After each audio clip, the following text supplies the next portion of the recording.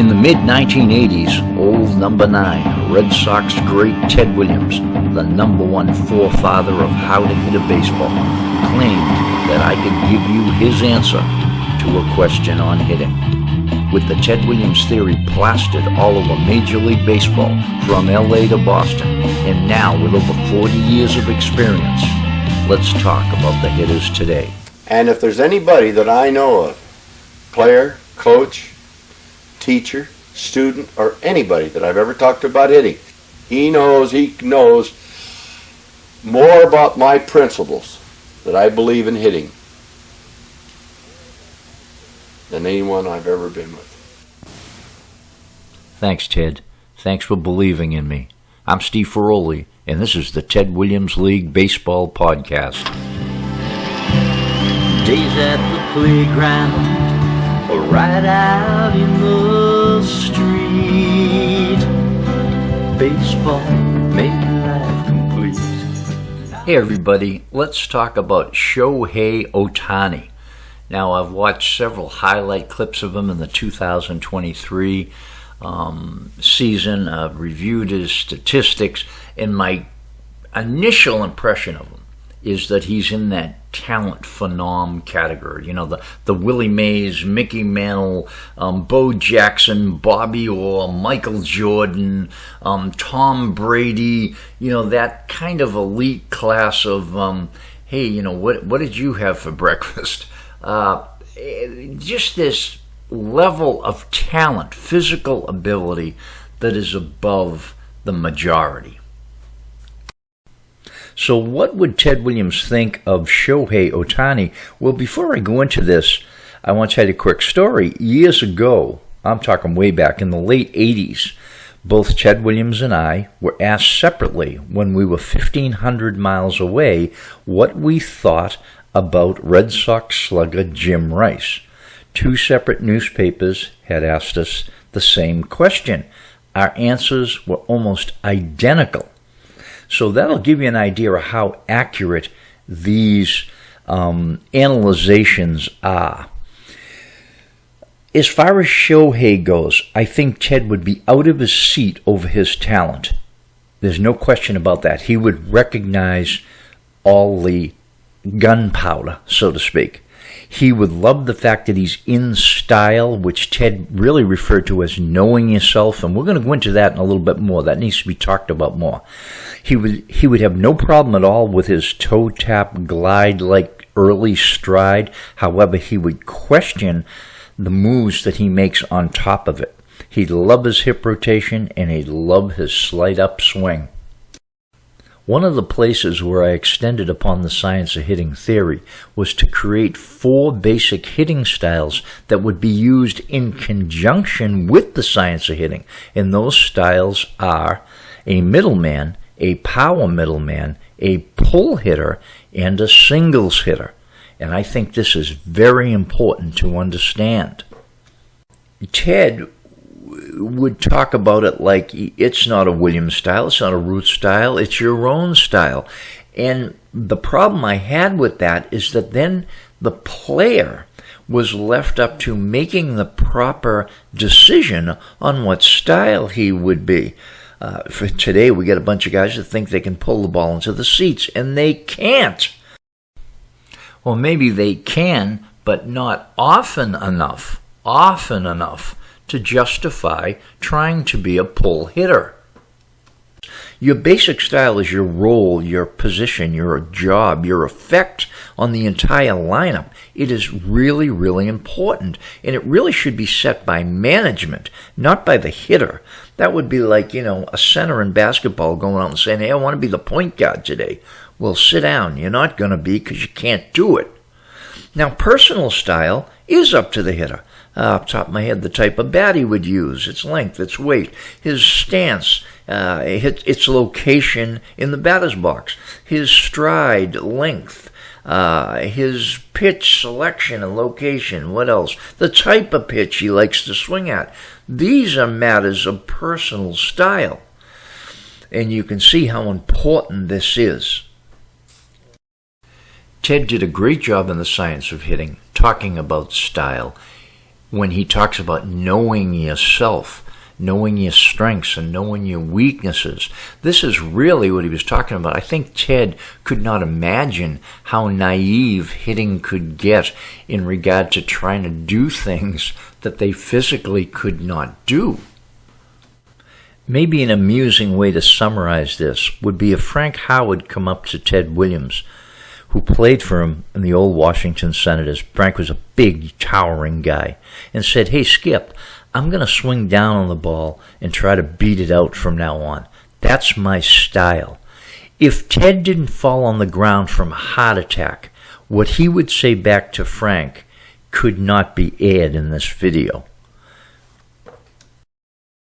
Shohei is a power middleman, and he accomplishes this by, on an average, striding more to the left of the pitcher. You can see the pitcher's foot right there, and Shohei's stride line, again on average, he kind of fluctuates it a little bit, but it's going to the left of the pitcher. And what this does is this will set his hip rotation deeper, and therefore his points of contact deeper, and direct them more to the middle of the field. Let me see if I can get you a better angle of it. So by striding slightly to the left of the pitcher, it will then govern, direct, deepen his contact points to be hit more in the middle of the field. Sometimes he kind of strides straight, and then in his follow-through, he kicks his foot almost into an open position, which is denoted by that arrow. And you can see it on some of his swings. Another place where I extended upon the Ted Williams hitting theory was to detail a phase called the glide, which takes place after the landing of the stride. What Shohei does with his early toe tap is combine the stride and the glide together. And while it's a little bit unconventional in America, there's nothing wrong with it at all. What you're going to see Shohei do is, as he comes to balance between the catcher and the pitcher, he's still turning back. He's still like rotating back away from the pitcher.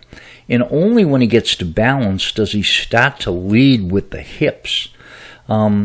Ted would have had his hips ahead of his hands from the moment his foot hit the ground, and then continued to pull slightly his hips and upper body through during what I would call the glide phase. And this is all before a decision to swing, by the way. So right now, Shohei has put his foot down, and look at where the pitcher is. The pitcher is a long way from bringing that ball over his throwing shoulder. And Shohei's already down. And what's really interesting, this is where Ted strode right there. And that's where most people should stride, right there. And Shohei, this ball is about halfway. Shohei is coming to balance, but his body is twisting back at the same time. So he's coming to balance and twisting back at the same time. And only when he gets to balance, which will be the next frame, right there, he starts to try to lead with his hips a little bit, but this ends up being too late. And as a result, he drives the ball deep in the zone with all that talent, all that gunpowder, a home run to left field. So Ted would absolutely love that Shohei was trying to come to balance early, but he would despise the fact that his hips were not ahead of his hands, coupling his lower and upper body together at the right time. This is what I called the stretch position, again back in 1987. It was detailed very well in this book. And I'm very proud of that, because while people have, Ruth did it, Gehrig did it, but no one had documented it. And it's not documented well in the science of hitting. I think if Ted was to look at this specific swing, he would say, this is an 0-0 count with a fastball right down the middle of the plate, belt high. And here we have this elite athlete driving the ball deep in the zone over the left field fence. And then he would say, how many times has this not worked out in his favor because his body was not positioned properly at the right time? How many pop-ups, groundouts, flyouts? And I think that would be a very interesting question to ask. While this may sound odd to you, I think that Ted Williams would see Shohei all too often as a defensive hitter because his hips are not ahead of his hands early enough in the process. And while I know he hit 40 plus home runs in 2023, I think with his lower and upper body position better earlier, he'd be more averaging 40 a season plus. He averages about 28 home runs a season in his career.